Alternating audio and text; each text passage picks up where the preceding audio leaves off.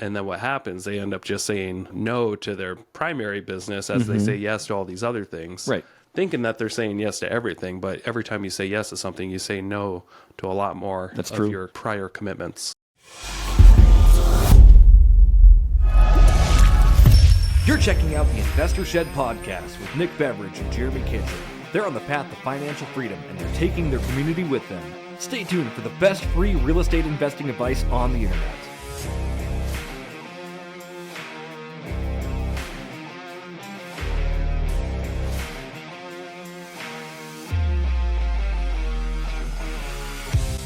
Well, good morning, everybody. Welcome to the Investor Shed podcast. My name is Nick Beveridge, here with my co-host, Jeremy Kitchen. Good freaking morning, Nick. How are you? I'm so sweaty. It's midsummer. It's hot. Dude, this shed is like a sauna. You know what? Saunas are great. You know what's even better? Questionable water. Well, we'll get to that here in a minute. Today's topic is actually imposter syndrome, and we're going to be talking about how we work through our own imposter syndromes. We kind of go into our own experiences with real estate investing, fighting our own bottlenecks on our own worst enemies, which is usually ourselves, and kind of just have a really good conversation about that. I thought it was a great conversation. Yeah. It was great. I learned something again. You learned something again. did, yeah. And we hope you learn as well. Yeah. That you're never going to get better info than right here. So. Right here, right now. But I want to go back to what you said earlier, Nick. So you said questionable water. Is that your endorsement for what people should be drinking during this podcast? They should be drinking it during this podcast and for the rest of the day. Cool. Tell me more.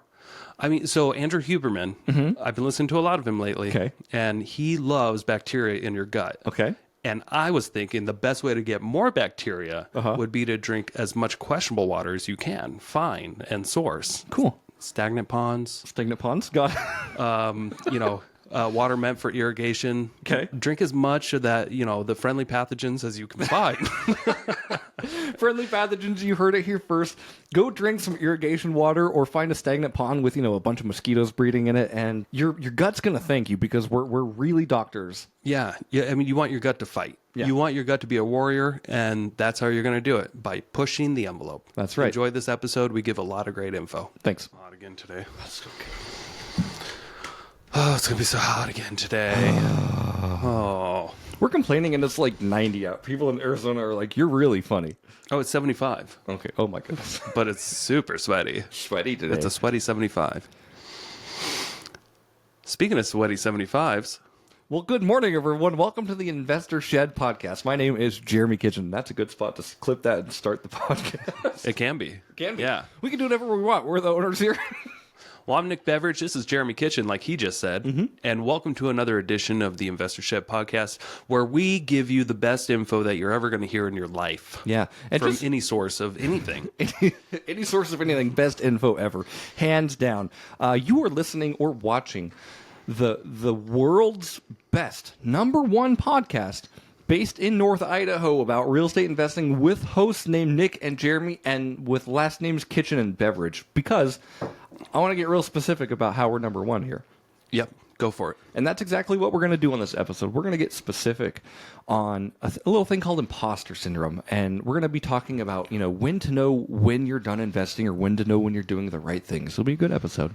Yeah, some people just don't know if they're doing the right things, especially in the investment world. Yeah. Because there's such a delayed gratification. They don't know if they've done the right moves, when they're going to be happy. There's some people that just keep going and just keep building, and they're just not sure when enough is enough. And I think this is going to be a good topic to just chat about and just give our experiences. Man, I wish I had a Breathe Right strip on. I don't. Oh, I am sorry. I'm wearing the one I was wearing from last night. I'm like, this thing's still working? We're rolling with it today. I only have to do drone photos today. I don't have to meet any clients. Oh, cool. Yeah. It's a Friday. It's a Friday. Yeah. But when you hear this, it could be a Thursday or a different day. Doesn't matter. Doesn't matter to you. But it matters to us. Let's kind of dive in. So the reason why I wanted to talk about this episode is mainly because of my own feelings in real estate investing that I think a lot of other people can actually relate to. I'm constantly at war with myself, it seems. Yeah. No, me too. Okay, I think a lot of people are. Like, saying that sentence always feels like in my head I'm failing, but I know I'm not. Yeah. So what makes you think that you're failing? There's a lot that goes into that, and I mean, first of all, I know that I'm not. But the constant feeling of battling, like your peers are doing a lot more deals than you, your peers have more success than you. But that's a very bad basis on how you can judge how successful you're being. Okay. So the people you've surrounded yourself with and the people that you're constantly getting advice from, you feel like everybody's above you? Yes, and that's actually a good thing. Yeah. Like It's it's hard, but it's a good thing because, you were supposed to be the smartest or the dumbest person in the room is what I've heard. It helps. Yeah. It helps if you want to grow. Yeah. That's what I've heard anyway. Yeah. I don't know if that's true. I think it's true. Yeah. I felt like, there's been times in my life where I've struggled, and I think I can relate a lot of that to just the people I surround myself with on a daily basis. Yeah. You are the 5 people you surround yourself with, but sometimes, you can feel like an imposter. Like, I don't know if I belong here. Right. I forget half the time what I'm actually what I'm going for. Yeah. What are my goals in life? Did I hit them? Do I stop now? Right. Like, does it seem impossible? Right. Here we are, 2024. The world's collapsing. We've got 2 great presidential candidates that are going to save us. One of them. They're both they're just lovely people, of course.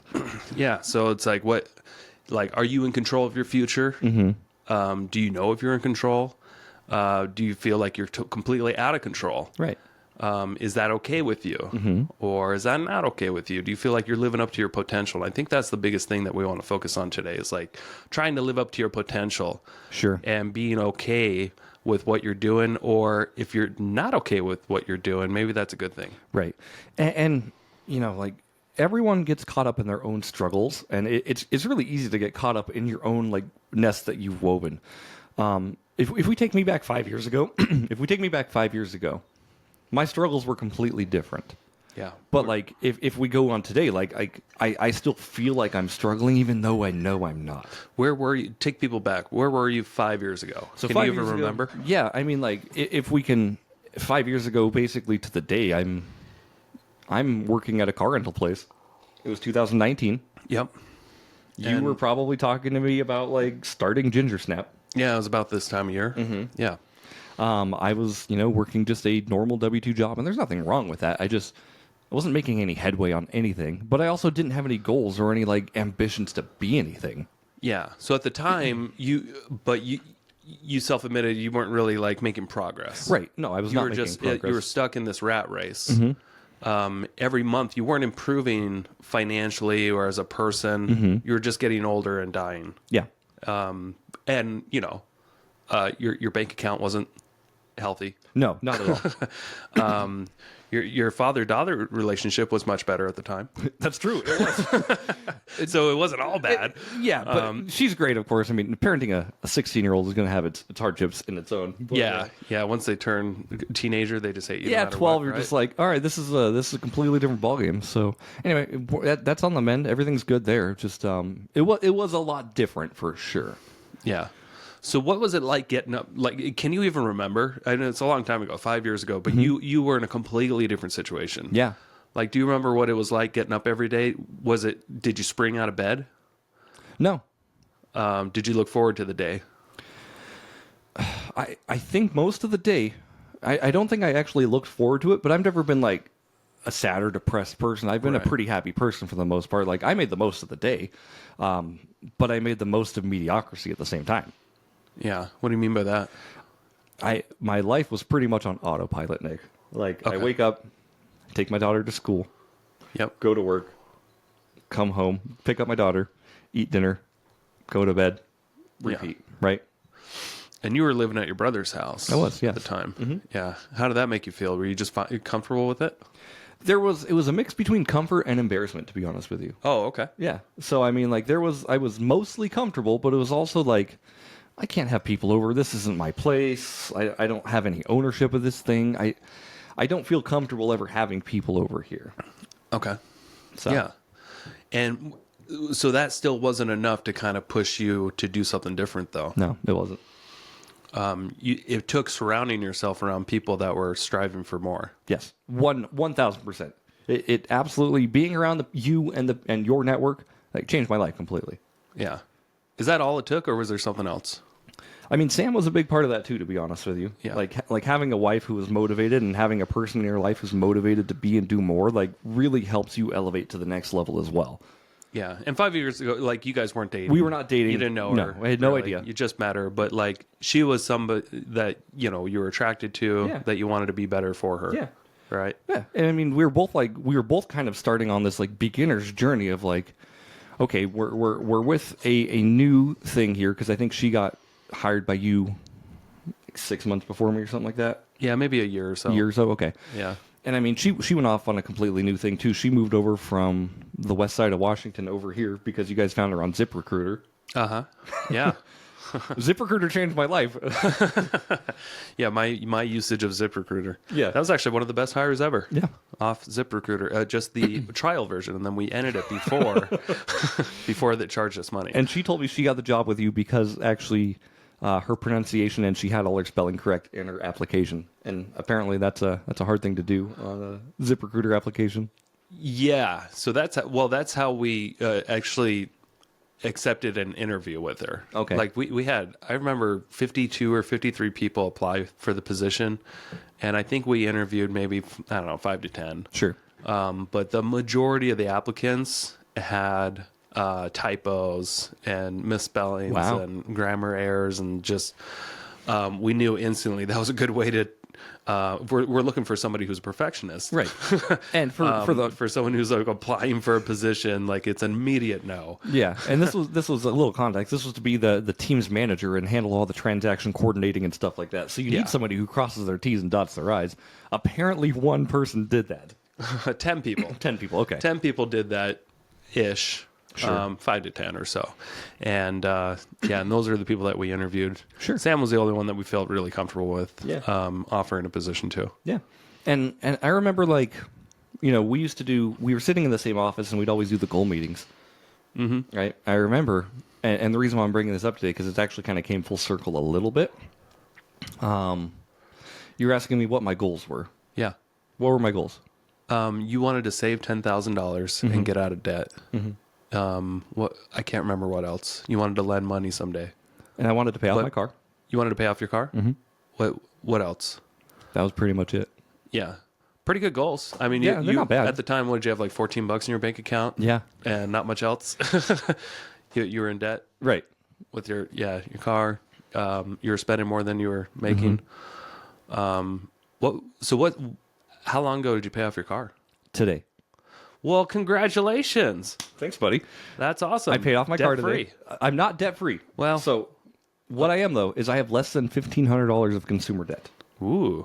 and I can pay it off at any time. But Yeah. I'm holding fast on that. I've This was only 5 years ago. yeah. It's amazing what you can do in 5 years. Yeah. Like you didn't do it all year one. No, I did Like not. this was a process, but like you've come a long way. I think I refinanced the car eventually after a while too, so my payments went down and kind of made it a little bit Yeah. easier. But So for those listening that have never heard this podcast before with Jeremy, like let me just recap, and you correct me if I'm wrong. In the course of just 5 years of surrounding yourself with the right people, or the more people, just surrounding yourself with a different crowd, yeah, you went from living at your brother's house, having really nothing in your checking account all the time, single dad, raising a daughter by yourself, and working a job that was not that great, car rental place. right. It was an okay And- job, but I hit my glass ceiling, or I hit my ceiling very quickly. No retirement account out there. Nope. You're in debt. Yep. And over the last 5 years, you own a house. You've done multiple real estate deals. Yep. You've paid off your car. You've saved more than the 10,000. I know because you've lent me money. We don't have to get into how much money Jeremy has, but Jeremy's got a lot more than 10 grand. Yeah. And that's just the lendable money. Like, Yeah. Yeah. Yeah. And you're being smart with it too. Like you've got retirement accounts now that you're lending from and self-directing. You've also not just you became an employee with my company, you ended up buying that company. I did. You took it over completely. You run it yourself. You make a hell of a lot more money than I ever did with it. It's also a hell of a lot more work. There's an asterisk Hell of a lot there, more like, work. Yeah, Yeah, and you know, unfortunately, as far as I know, in the service industry, the more money you want to make, the harder you got to work. Yes. Yes, you can work smart, but you still got to work hard. Right. There's no easy way of getting around it. Right. If you want to make more money, you have to either have your money make more money for you, or you have to buy things that make you money, or you just have to work harder to create more capital. That's really all your choices are. Or get lucky. But that's not what we try to preach around here, getting lucky. Yep. So you got married to our team manager. I did. She went off and did her own business too. Mm-hmm. So you guys are both, you both run your own businesses. Mm-hmm. You both own a house together. Yep. And you have a baby. We do. Growing a new family. Total. I mean, it's only 5. It may seem like a long time, but Sure. 5 years goes like that. It really does. When you're, close to 40. Yeah, and we're pushing that line, buddy. But it's amazing how much you've transformed your life, and I feel like you're more excited to get out and conquer the day. Yeah, I really am. Yeah. Especially, I mean, just with Ginger Snap alone, like it's. I was thinking about this yesterday. This has been the hardest I've ever worked, and also the most gratifying. Yeah. Nice. But with success comes with sacrifices, of course, right? Like, I mean, But what are you really sacrificing? You have time with less my time- family, I guess, would be the main sacrifice. Oh, but like from before, I mean, you had more time to play video games. Sure, I did. That kind of stuff. Yeah. You don't really have much time for video games anymore. That's something I had to sacrifice too. Yeah, But it was worth the sacrifice. of course. Yeah, yeah. Yeah. So what do you think you may accomplish in the next 5 years? Oh, man, sky's the limit. And again, like, I think I've had my own personal experiences. I've had my own debts just looming over my head. And they've always been something like I don't know how to get out of. Obviously, working on a W-2 job, like, you can make X. You can't work 90 hours a week at a W-2 job. They won't let you. No, they won't. And it's hard to find motivation to get out and make more when you're making such little. Yeah. And another huge thing that maybe some people don't consider is like what. Hey, quick commercial break here. Thank you so much for listening to this podcast. I really do appreciate it. If you want to give back, let me help you buy a house, or I can help you sell a house. It's the only way I make money when I'm not investing in real estate. I don't make money on this podcast or the events I do, but I do make money only when I help people buy and sell houses. So if you're looking for your next investment and you're here in North Idaho, I want to help you personally. If you are not in North Idaho, I can still help you out. I have a vast network of referral partners all across the country, and I can find the right real estate investor savvy agent for you so you don't have to. It doesn't cost you a thing. Thank you for your support. Back to the show. When you had your job, you had one boss. Yeah. And you could, it's so super risky in my opinion, because if you screw up with that one client, your boss, you can get fired and you have zero income. Then you have zero bosses, correct? Yeah. And some people may think it's so risky to go out and have your own business. You now have, I don't how many, if you had to guess, how many clients do you have regularly? Like regular clients, like people I can depend maybe on. People that you have used you more than twice. Oh, probably 35, 40. Okay. So you've got 35 to 40 chances to screw up and get fired, and you're fine. You can still make income. Yeah. Like you're at a much more secure spot. Sure. When it comes to income. If you piss off one of your clients and they fire you, you have 34 others. Yeah, it really just makes more room for a new client. Yeah, so busy. Yeah.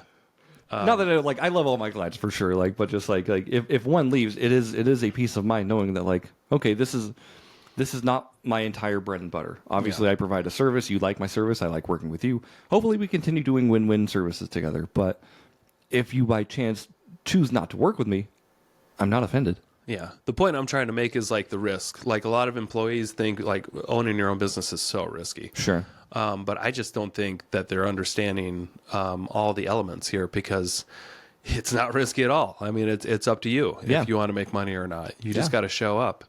Show up and do what you're good at. Yeah. And if you piss somebody off and get fired for the day, tomorrow's a new day, and you get to do the same thing. You can't really be fired from your job. You can be fired by certain clients. Sure. But like if you have a normal W-2 job, your income can just get shut off at any time. Yeah. And then you have to go try to do something new. And I think that is super risky. That can get you in a position where you can't make your mortgage. Yeah, I And you absolutely can agree get with you. kicked. Yeah. It's, I mean, like, when you work for a single employer, right, that company could just go, or it's not even just the boss, like, the company could just cease to exist. Yeah. Yeah. Yeah, you got that too. Yeah, there's a lot of things that can happen. Like, the only way what we're doing would cease to exist is if we stopped nurturing it. Yeah. And we'd have to try really hard for it to cease to exist. And with most companies, they don't exist to employ people. Right. They exist so that the initial owner or owners can make money, make a Right. profit. And an employee, you're just looked at as an expense, maybe a necessary part of the business until you become unnecessary. Right. But you're the biggest liability and the biggest expense typically that a business has. Yeah. And if the time ever came as an option to replace you at a cheaper, in cheaper ways, or if technology took over, AI, did take your job, a business owners, businesses are not incentivized to necessarily have employees. Right. It's not, I've had them before. It's actually, it's very difficult. It's risky. It's very expensive. Yeah. People tend to get entitled. And over time, you typically see less and less production from somebody. And it's just, this may sound completely brutal, but if you're an employee out there and you think you're safe, trust me, your company doesn't necessarily want you. They just need you until they don't. That's true. I mean, like you're saying, like everyone's, you having a W-2 job and an employer is a false sense of security. It's a false sense of security, and like I said, they can pull that rug from you anytime they want. If AI comes in, does your job better than you, cheaper than you, an employer would be dumb not to take that. Yeah, and this doesn't apply to everybody. Right. This doesn't apply to all positions out there, but most. So it's just something I'd like. We're just trying to be brutally honest and wake people up out there. Right. If you're an employee and you feel like you're not living up to your potential, I mean, try starting your own business. You'll feel it's going to be super hard your first year, and it's supposed to be. Yeah. But the amount of confidence that you'll gain over time just by doing what you say you're going to do, it's pretty life changing. Yeah. Yeah. So, and then eventually, you can take time off. Sure. Most business owners, they do run a little hot, and they do tend to work more than 40 hours a week most of the time when they're first starting off. But they're it just takes a lot more effort to start a business and get it on autopilot than it does to swoop in and come in later as an employee, maybe. Sure. So anyway, we're getting off topic a little bit. Do we do that? We never do that. No, never. No, but and I mean, like the reason why we were kind of talking about my story, I guess, is because like I do feel like I'm constantly at like odds with myself, even though if you zoom out, like we just did, like I've made a lot of progress. Yeah, you've done pretty damn good. Right, but also, but it's just and I think that's like what a real entrepreneur and what a businessman is like nowadays, or a business person is like, like striving to do more. What's the next thing? How can I improve this? Because when you become complacent at a thing, eventually you will lose steam. Oh, 100%. Right. Yeah.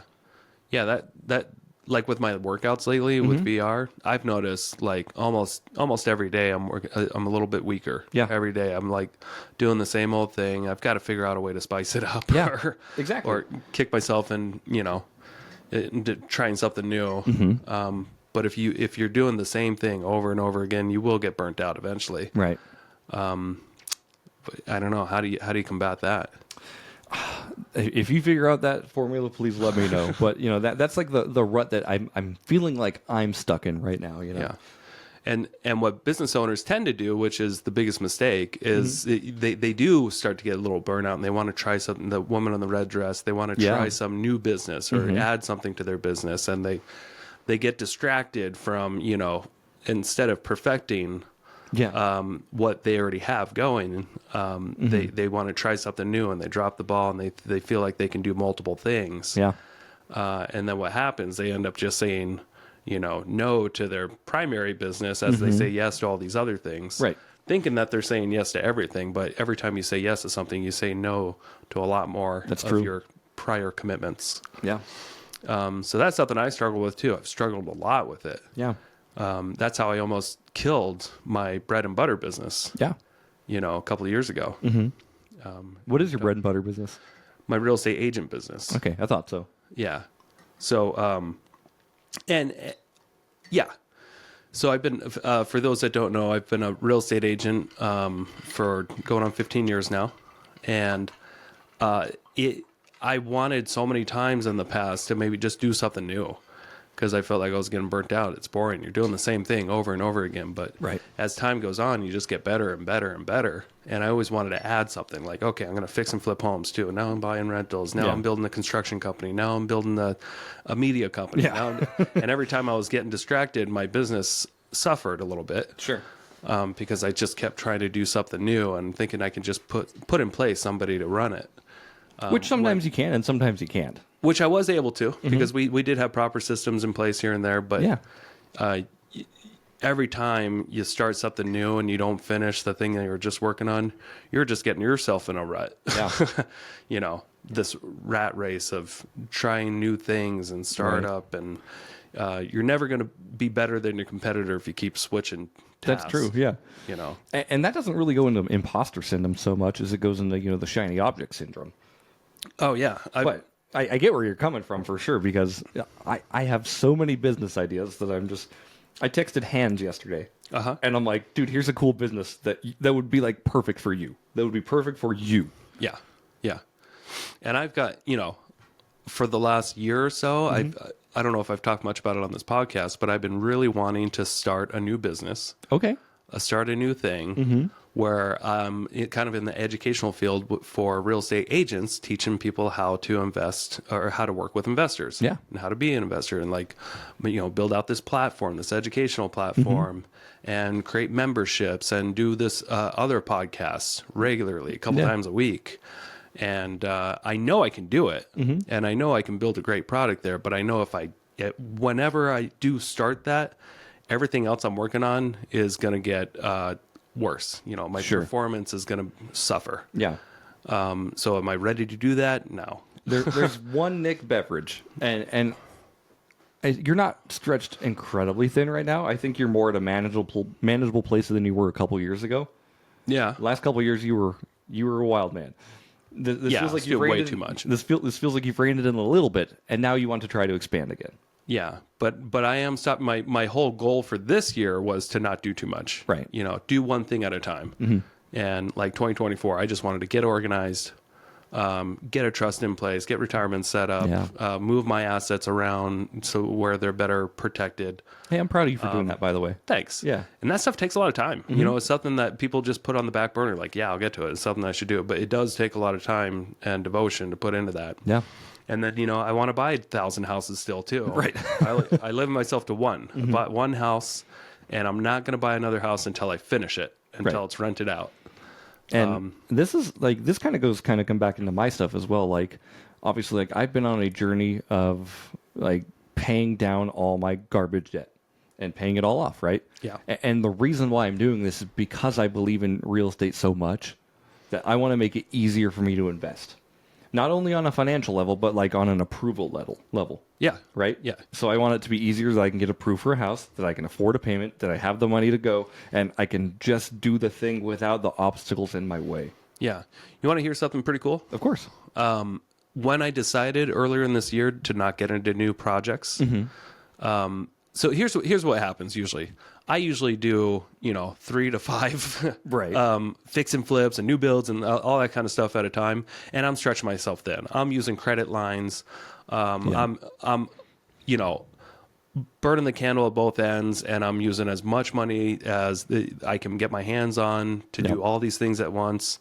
And I end up doing kind of a sloppy job if I have too much on my plate. And I try to delegate as much as I can. But honestly, fixing and flipping a house or fixing it up to rent out, I've started to realize you only need to do one at a time, because Yeah. there's always something to do on that house. Yeah. Even if you have subs in there, there's always something to do. So it's and it's this house that I got. I actually ended up doing. I called it. It was going to be like a quick renovation, just Sure.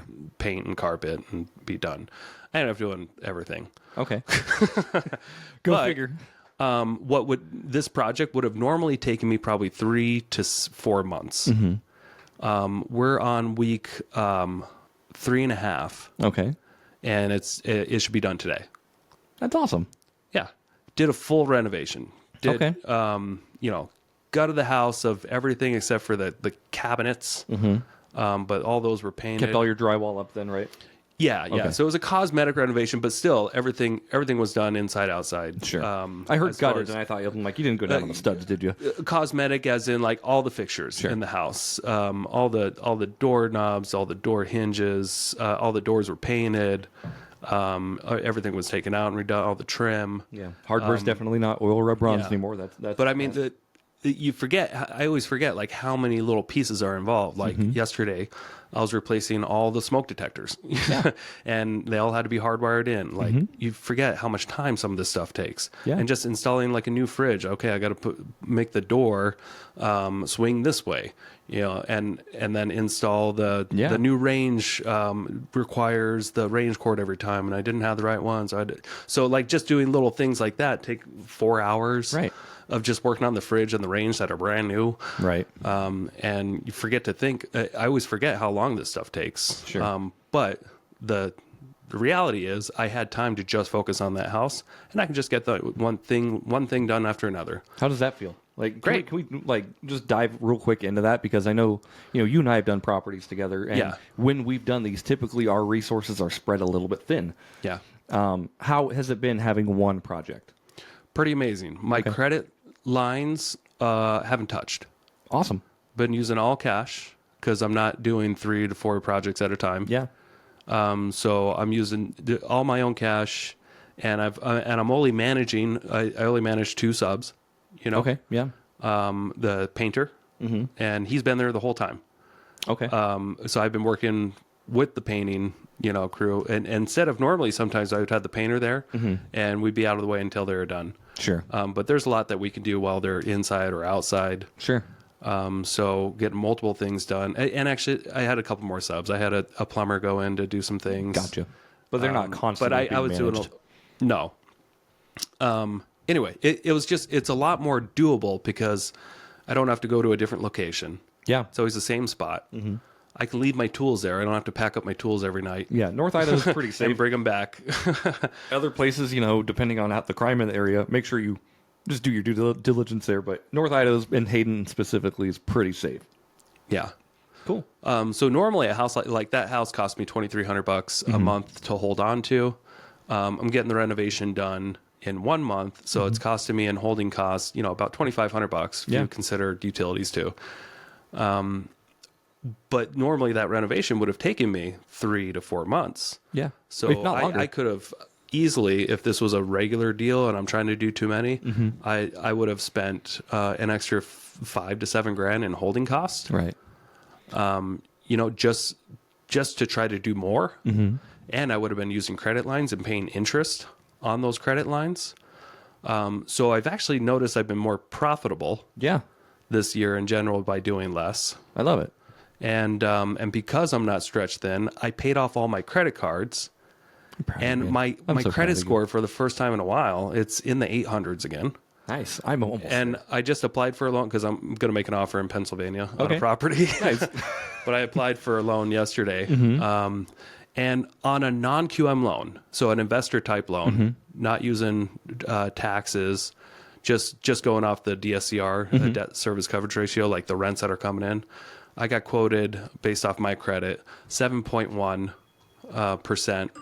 and 1.5 points Okay. for a 30-year loan. Not bad. On a rental, that's already cash flowing. Okay. So by not stretching myself thin, and having, poorer credit, usually I would be in the 600s if I'm using a lot of my credit lines. Yep. I'm probably saving 0.5% in interest. Yeah. which goes a long way. Which compounds over 30 years. So I'm just starting to realize, I mean, it's taken so long to realize, holy crap, doing one project at a time is, it's so beneficial in multiple different arenas. Sure. You know, holding costs and credit lines and just focusing on getting one thing done at a time. And also having, I felt like every day I feel like I've accomplished something. Yeah. Because I didn't run from this project to the other project to the other project, and all I got done was I picked up screws, Right. You know, and checked and got updates. You're not operating in complete chaos. Yeah, And I think it's hard to ever really get ahead when you're in a constant state of like panic, to be honest with you. yeah. And I'm still working while I'm at the house. I don't have to be at the office. Yeah. I can take calls with my headphones in, and I can talk real estate with investors as you know, fiddle around with putting hinges on a door, whatever. Yeah. It's not. It hasn't really slowed down my real estate sales business. Sure. Because my mind is pretty clear. I've got a checklist. It's Right. simple stuff, installing light fixtures, that kind of stuff, light bulbs. Like I have the mental capacity to be able to talk to people at the same time. Yeah. I think that's cool. You're buying a house in Pennsylvania? Maybe. Okay. It came on the market yesterday. It's it's on 17 acres, and it's a house that's rented with a triplex right next to it. Okay. On the 17 acres for $299, and it's all in really good shape. Wow. It's all, yeah. One of the 2-bedroom units is empty, but it's bringing in $3,000 a month right now. Okay.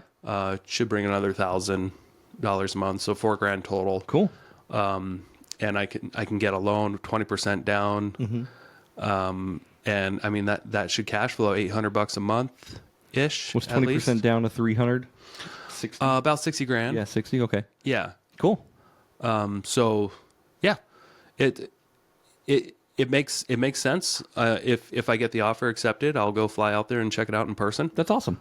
But it's the right kind of investment that I've been looking for. You know, Yeah. something that cash flows that I don't have to fix up, and has long-term potential, because this is in the area. This is in a wave of potential new construction. Sure. So it's on 17 acres. Yeah. It's only using a small piece of the property right now, but it's at the end of this street, and in the next 20 years, it could be developed. Sure. So it's Long-term play. Long-term play, but it could have a lot more future. And if I can never subdivide that, Yeah. whatever. You're still doing okay. It's still going to cash flow. Yeah. I think that specific deal, like, and I think we'll talk about it after the show too, but like something like that's exactly what I'm looking for. Yeah. Yeah. Like, I could put $60,000 down on a house right now. Okay. I could do that and be like, great, let's make a thing. Well, I may not have the $60,000, so I might need your help. Hey, No, just kidding. If you want to, I won't I'm lend waiting- to you. I'll partner on that. I'm waiting with for you. this bond to get released. Yeah. Man, I'm sorry. My phone keeps going off. I should have put it on Do Not Disturb. It's all good. Yeah, that would be one, and I don't think you need my money, but like that'd be one I'd be interested in partnering on versus lending, right? Like, Yeah. on a 30-year thing, I don't want to just make my. 10%. Oh, that's what I meant. Yeah. Yeah. We still have Moist Homes activated. We do have Moist Homes activated. We got like $11 in that. Yeah. But if you're buying out of state, you want an LLC in that state. Sure, and yes, Yeah. 100%. I've listened to enough Matt Sorensen and Mark Kohler to know that you operate in the state that the LLC is, or that the state is, or the property's in. That's right. Yeah. So going back to our main topic, like feeling like you're an imposter. I mean, I felt like that for a long time. Sure. Okay. And then I grew my team to what I thought my potential could be. You know, I should have 20 people here and 20 people here working for me. Yeah. What I realized was that, gosh, it's not for me like I thought it was. Yeah. It's like that Jeep Wrangler. You know, I always thought I wanted a Jeep Wrangler when I was a little kid until I got one. And I'm like, I fucking hate this. It's so slow. It's uncomfortable. Yeah. You know, it looks cool and it gets around really good in the woods and in the mountains. But driving over the pass on the freeway was horrible. They're just clunky cars. I mean, it looked really awesome. Yeah. And I loved taking photos of it. Right. But actually driving it, I mean, I look back at the business, you know, actually being the head of 40 people. Yeah. And having that kind of responsibility, it wasn't as cool as it sounds. Right. Obviously, I could have done it better. Yeah. Now I've learned a lot. It feels good to scale way back, and now I don't have that feeling like I'm not living up to my potential, because I know what I could do if I really want to. Sure. And what I'm doing now, but just trying to keep it simple, Mm-hmm. maybe not as simple as most people, Sure. but simpler based off my experiences. Yeah. And I think that's working out really well for you. Yeah, I feel my stress levels are so low. Dude, I was gonna say, like, just about your aura in general. Like, Yeah. you seem like you're just less stressed out, and I feel like that's added years back to your life. So I get Yeah. to enjoy you for more years. That's great. Yeah. And now we can get on TRT and rank this shit up again. That's right. Let's go. No, but kidding. like, I mean, like, we kind of talked about my imposter syndrome a little bit, but like, just diving into yours a little bit too. So, do you ever feel like you're not enough? Oh, I did for sure. Okay, but do you ever, like, at this point in your life, do you feel like you're doing good, or do you feel like, Well, to be honest, all the time, like, and it goes in waves throughout the day. I'll listen Sure. to something on YouTube and I'll be like, he's right. Yeah, I'm not doing enough. not doing this, yep. I called like 5 people today. I'm like, I should have called 100. right? But I've done that before. I know what it's like. I know what it's like to spark up a bunch of business. Yeah. And if I want to enjoy some of the money I'm making, Sure. and I felt, I became a net worth millionaire and enjoyed none of it Right. in the past. I never had time to spend any of it. And then I did it in a way to where I eventually lost most of it. I'm still doing good. Yeah. But it didn't change my life like I thought it would. Yeah. It just added more responsibilities, Yeah. So now that I've had a taste of what it's like to try to live up to my potential, and I know I can do more someday, I just don't. It's always a battle with me. I feel like I can always be doing more. But now that I've had a taste of just doing a little bit, it feels pretty good. Yeah. And that's good. I mean, you're still on the right track, and you're still doing the right things. Mm-hmm. And I think right now you're doing them at a pace that makes sense for you. Yeah. So if you combine these elements, like, yeah, I feel like you're doing the right things. Yes. And I could always be doing more. Right. So I do feel like that sometimes. Like, dude, I'm not living up to my potential. Yeah. I know I can be making more money. I know I should be hiring somebody. I can bring in plenty of leads. We have an event coming up. We're going to have 150 people there. Yeah. And I'm just a team of me and, 2 other people. Yeah. We should have 10. That goes in the back of my mind sometimes. Like, Right. why aren't I recruiting? But I don't need to. Right. I don't have the time. I don't have the time to, or I do have the time if I want to make the time. I was gonna say, like, But I I've don't already like that excuse, I made don't have the time. I've already made commitments. Yeah. And that's what I mean by I don't have the time. Right. I've already made a commitment this year to keep it simple. Yeah. And I hear what you're saying. Like, I just don't like that that saying, I don't have the time, because I think Yeah. if people don't I have choose the not time, to have the yeah, time. they're choosing not to make the time because other things are important to them. Like, if it's important, you will make time, but it doesn't always need to be. You don't always need to do that. Yeah. So, Yeah. But what in the next few years, what do you feel like you really should or want to accomplish where you feel like you're not living up to what you should be doing? right. And it kind of goes back to what you said too, Nick. Like, I mean, I am at battle with myself of like, did I do enough? Am I enough? Am I enough for my family? And am I enough for my friends? And the answer is yes, you are. Okay. Good. The answer is yes, you are, because these people, the value you bring to them is more than your financial worth. Yeah. The value you bring is more than, just the time you spend. Like, I see you being busy, and like, I don't have to get jealous that you're busy and not making time for me. I'm just like, I get to be like, Nick's killing it right now. And that's awesome. Yeah. It's not always and that's about always, that. Yeah. Yeah. And when you see someone who you think is killing it, I mean, think again. Right. Yeah. Because everything can be manipulated, especially what people, see online and stuff. It's true. Usually whenever I post something where it looks like I'm killing it, I'm probably being killed. Right. And if I post something that looks simple, I'm probably doing pretty well. And we're keeping it basic. I don't know if that makes sense. It makes sense. So I'm a big fan, especially lately, of what I call quiet work. I don't need to be bragging on social media about the deals I've done. I don't need to be bragging about how I'm paying off my debts, even though I'm doing it today. Yeah. But like, I put in the quiet hours so that I can thrive better. And it's really just been a grind the last year and a half. Yeah. And I've made like haters along the way. I mean, like it's caused like a little bit of relationship stress here and there because I'm so focused. Who be hating? Nobody be hating, first of all. Hell no. It's Who be hating Jeremy? so even like my wife and I, like, I mean, everything's fine and perfect, of course. It just, she sees me saving all this money and paying down debts, and she wants to go on vacations. Oh, okay. Yeah. So there's like a slight turmoil there, and it's not a bad thing. But I'm like, yes, we can do this, but I'm doing this first. Yeah. You know what? Could be a great idea. The next time you tell Sam that you guys want to do a deal, you want to fix and flip a house or something like that. Hey, Coeur d'Alene, are you ready to take your real estate game to the next level? Join us for an exclusive 2-day real estate investing seminar right here in Coeur d'Alene, September 21st and 22nd. We have an amazing lineup of guest speakers that are traveling out here to teach you everything you need to know to succeed in real estate investing. That's right. How to find a deal. What is a good deal? How to form an LLC. What tax strategies do I use?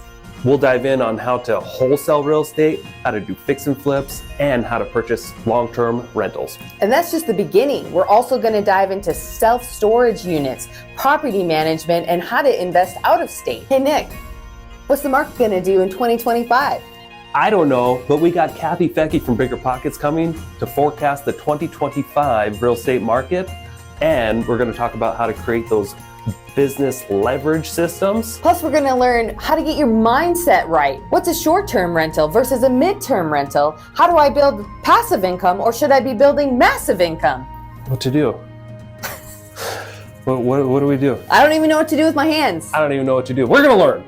I'm telling you, this is an opportunity you do not want to miss. Tickets are limited, very affordable, and you do not want to miss networking with these amazing people going to be at this event. Yes, so hurry. Run. Click on the link. Go to northidahorei.com and click on the 2024 Fall Conference tab. Get you signed up. They're going to sell out, I promise you. It's gone. It's going to be gone. Bye-bye. And when you complete it, you're going to take $5,000 of it to go on a nice vacation, nice family vacation. Yeah. Instead of just put that somewhere else. But like, is that possible? Because you guys have a decent size HELOC. You can go flip a house if you wanted. I know you're both busy as shit. Right. But could you do that and sub a lot of it out? You're right. Yeah, we absolutely could. Have you guys talked about doing something like that just to make a little side income so you can create the vacation income? We have, and I mean, like what I'm doing, like I put a lot of my money in Ally right now. It just makes a little bit of money. It's kind of cool.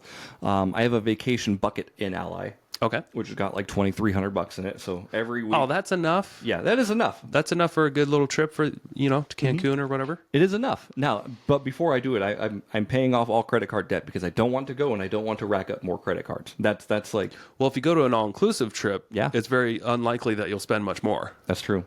They'll always get you with an expedition. But or excursion or whatever they're called. If you guys really want to do that, ride an elephant? Yes, I do. But I mean, $100? I know, I'm just teasing. Yeah. But yeah, no, that's a really good idea. I think like next time, and we are at a spot where we could sub out a lot of this stuff. Yeah, and if you take your kid before she's 2, it's a free flight. It is a free flight. Mm-hmm. Yeah. Yeah. I'd like to take her after she's 2 so she can remember the things. Okay. Well, Sam wants to go sooner. Maybe I'll just take pictures of my kid and be like, see, you went to Syria. Just Canva her in. You were there. You were there. She's like, oh, cool. Wait a second. You can tell all your friends you went on vacation with mom and dad. No, small turmoil. It's not even a bad thing. It's just she's super proud of me at the same time. But like I've been just chomping at the bit lately. Yeah, and I think like me personally, I need to save time to relax. Yeah. How are you at scheduling your time off ahead of time? Horrible. Maybe that's something you just got to work on. Yeah. And I full disclosure, transparency, I am awful at it. Yeah. And so am I sometimes. But if do you guys share a like, could she just send you a calendar invite for some time off in the future? Absolutely. And that's what we've been doing lately. I think we're going camping next weekend, and then we got this weekend we're going up to her parents' house, and I made sure I'm not taking any shoots today or tomorrow. Mm-hmm. I'm taking one today. Whoops. Yeah, you tend to get sucked into that, huh? Yeah. Yeah. Saw a really funny meme yesterday that Joan Saber sent, and I think it's an image from like one of the Avenger movies or something like that, little meme, and it's a realtor is like, ooh, trying to decide what to do on Sunday, and then he's looking at all the Avengers people, and there's like each one has a little thing like spend time with family, go to the movies, go to the lake, go to this, and then slowly Thor comes into the photo, and it's like a buyer to show at 8:30 a.m. That's pretty much it. He's just got this creepy face. I just bought new. I can't describe it really well on a podcast. But I get what you mean though, because like for people like us, we're most of the time working or available to work unless we put in really good boundaries, which I have not instilled yet. So you usually work on the weekends too, huh? A lot of times especially during the summertime, man, it's been a wild ride. What so when people ask for shoots, are they more likely to ask for a shoot in the morning or the afternoon? They're all over the place. Right now they're like, when can we get in? Okay. Because they know I'm, booked out basically a week in advance. Like, do you have anything? Can you squeeze me in at any time? I'll take anything. Can I make a recommendation? Of course. That you can try to start implementing? You do. This is what I would do if I was just you. Yeah. Because it's worked well in my real estate sales business. You do your deep work in the morning when you have the most awake energy, and you take all your appointments after 11. Okay. Or afternoon, Sure. or whenever. And you cut it off, at 4 o'clock. And these are just always my windows that are open on my calendar, and you block off the morning time to just do edits or, billing, whatever. Is that something that's possible? And then you can spend time with family after 5. Right. And I get time every with day. family. And you just in the get evening. used to that schedule. Yeah. And if you only have 8 hours to work in a day, could you make it work? I would take a pay cut. And is that okay? Yeah, it would be okay.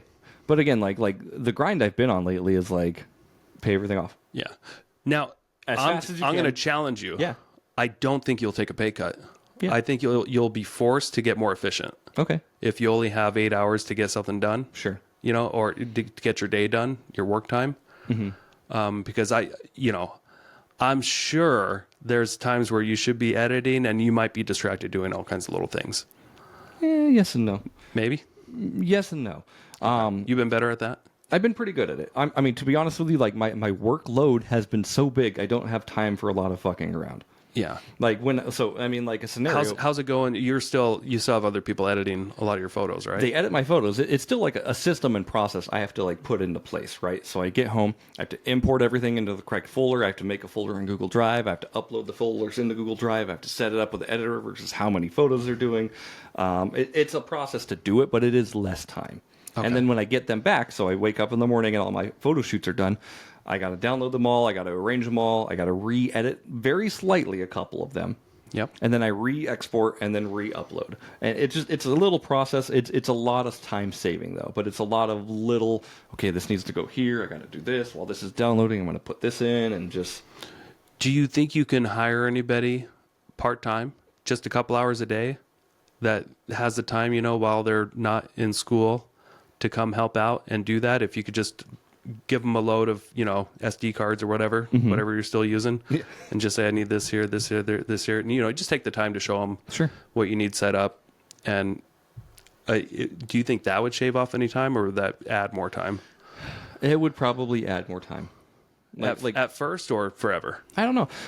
Even in the mornings, it's once I get the photos back, it's probably 15-minute process for me to download, import, read, put a little bit of shadows, a little bit of sharpening, just tiny things, do a couple TV screen replacements, re-export and re-upload. Okay. It's a pretty fast process. So if I have 3 shoots, though, it's 45 minutes in the morning. Okay. Most of the time, I'm fixing up all the videos. Again, if I push my workday into 8 hours, it would be tough to make the money that I've made. And that's okay. Yeah. But I've made killer money the last few months. Okay. And But you I'm know it's saving going to with slow intent, down. right? It will slow down, right? And that's part of why I'm working so hard in the summer too. Well, maybe you can plan your vacation for, November or December. Yeah, When you know it's going to be slow. I love that.